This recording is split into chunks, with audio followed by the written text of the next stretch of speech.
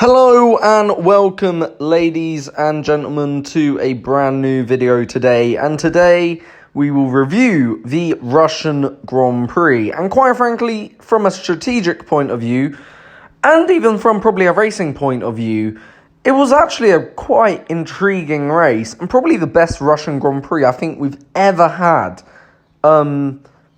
in Formula One. So, overall, it was a pretty good race. But like always, let's start with our race winner, Lewis Hamilton. And, look, by no means was it a domination or a win that Mercedes should take, like other wins in the past. They only won because of a virtual safety car, and in a way, because of Ferrari's kerfuffle with team radio. But, nonetheless, it's another win for Lewis Hamilton. It puts him one step closer to that championship, his 6th world title. And it's another win for Mercedes overall. And it's their first win, actually, since the summer break. So, overall, I think Mercedes can be pretty pleased that they got the best result out of maybe not the best situation for Mercedes this weekend. And Lewis Hamilton can be proud also of that as well, because he's obviously responsible for that as a driver. So, I think overall, Hamilton can be pleased about that. Mercedes can be pleased about the work they did on track. And I think, realistically, both driver and team can be pleased with the result today. Second place, Valtteri Bottas. And it's the first Mercedes 1-2 since the summer break. And it's the first 1-2 for Mercedes since, I believe, if I'm correct, do correct me if I'm wrong, since France, the French Grand Prix, of course. Overall,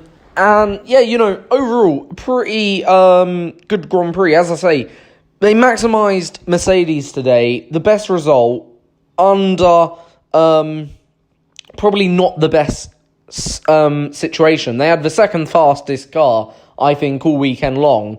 And as I say, they maximised that best result in that scenario, which is, I think, great for Mercedes overall. I'm not a Mercedes fan. Being a Vettel fan, obviously, it's not nice to see Mercedes win, of course. I'd prefer to see a Ferrari win, of course, any day of the week. But I think, actually, looking back on this race, you know what? Mercedes deserved it today. And they showed that they're a team. They allowed both of their drivers to race. Okay, Bottas was clearly slower, so Mercedes probably didn't even have that situation where, they needed to, sort things out on the team radio. But they allowed both of their drivers to race. And really, I think Ferrari deserved what they got today, to a degree. I don't think Vettel deserved to retire, but I do think, Ferrari deserved not to win this race because of things I'll explain in a minute. But I think, Mercedes maximised today's race result. Now, let's move on to Ferrari and Charles Leclerc. Third place, another podium. He moves, I think, 21 points ahead in the championship over his teammate, which is pretty good for him. But that was only due to a DNF, and it was an MGUK that actually went on the car for Sebastian Vettel. But we'll come to Vettel in a moment later on. But let's first start with the team radio saga. Now, Leclerc, fair enough, qualified on pole. He was quicker of the two Ferrari drivers up to that point in the race weekend. But I'm sorry, no matter who you are, you can't kid yourself. Vettel had a 1.3 second lead on lap 6 of the Russian Grand Prix. He was out of DRS zone, Sebastian Vettel. And you got Leclerc complaining selfishly, about Vettel. Vettel wasn't slower. Before even the first round of pit stops, Vettel built up a 5-second lead over his younger teammate.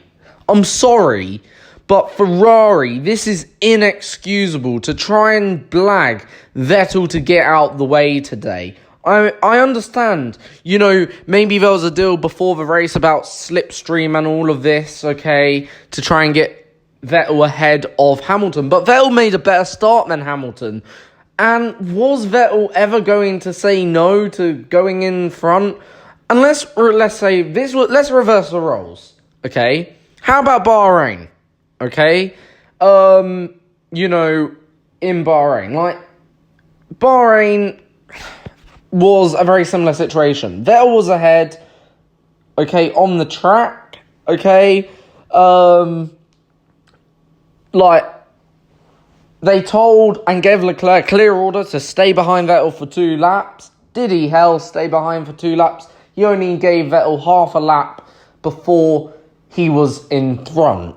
And that's my point. If we go back to Bahrain, this has been actually an issue for quite a long time now in Ferrari. And if this was Maurizio Arrivabene, what would have he done? I don't think he would have actually done what he done today. I think he would have actually probably pitted Vettel first, then pit Leclerc.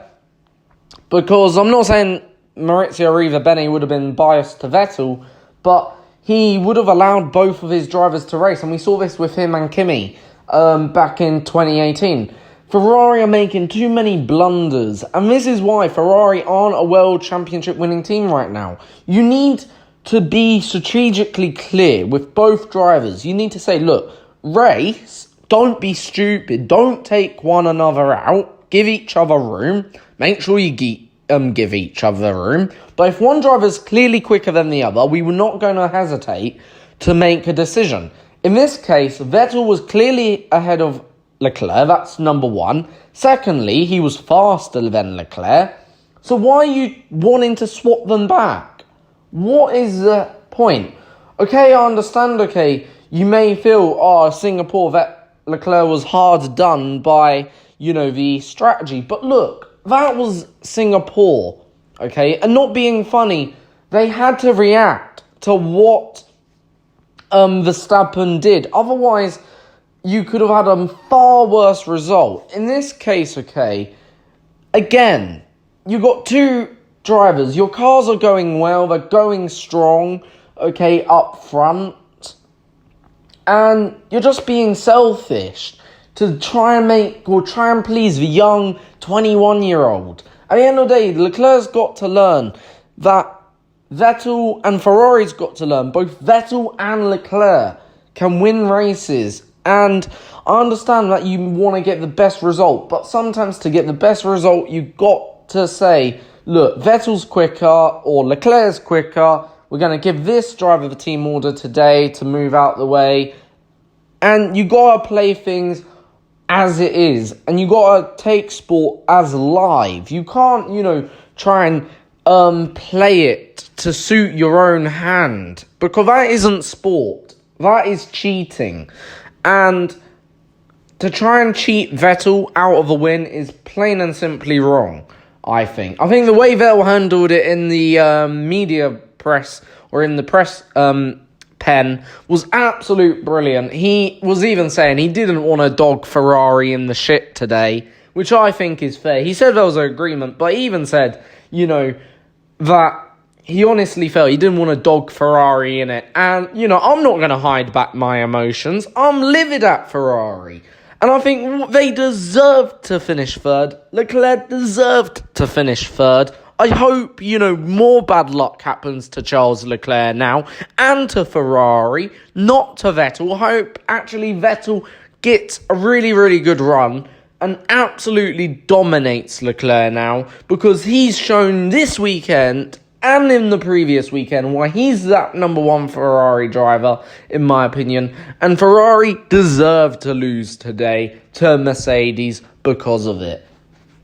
Next up, Max Verstappen. And really, I can't really criticise Verstappen. He did the best job for what he had underneath him. P4, not a bad job overall. I really can't criticise the lad. The pace of the car wasn't there quite with the Mercedes or the Ferraris, which was pretty obvious. But at the end of the day, P4, not bad. It's another 12 points. I'm pretty sure he'll take it. And yeah, that's that then. Next, we have to come on to, I believe it was Alex Albon. P5, look, he did what Red Bull would have wanted him to do. And from actually starting from the pit lane, a really, really good recovery drive today from Albon, especially after a very difficult, I would say, weekend overall. And, I think that what impresses me. He did a really, really good job after a really, really difficult weekend up to that point. Crashing in Q, I think it was Q2. If I'm correct, or Q1, I'm not too sure. No, it was Q1, because that was it. Yeah, crashed in Q1. So yeah, he did a really good job up to that point. He had a 5-place grid penalty, plus I think Red Bull may have taken some extra parts on top of that. So they started from the pit lane with Albon. So yeah, he did a good job overall. And yeah, P5, that's a really, really good comeback. Next, okay, I want to talk about quickly is obviously Sainz. Sainz did an excellent job today, I think, on track. By the way, P6, and what a brilliant race. He's had a few difficult weekends, actually, as of late. Not really scoring that many points. And I believe now, if I'm correct, he's sixth in the Drivers' Championship, which would be fantastic if I'm correct. Let me just double check so I'm correct. But, to be sixth in the Drivers' Championship, it's another good point score. No, he's 3 points off 6, sorry. But, another good point score for Sainz today. I'm pretty sure he'll be proud of that point score today. And, yeah, he deserves what he got. He did a really good job out on the circuit today. So, yeah, driver of the day, by the way, went to Vettel. And, I'm not going to argue with that. Vettel deserved driver of the day. He did the best job out on the circuit. It was the quickest car.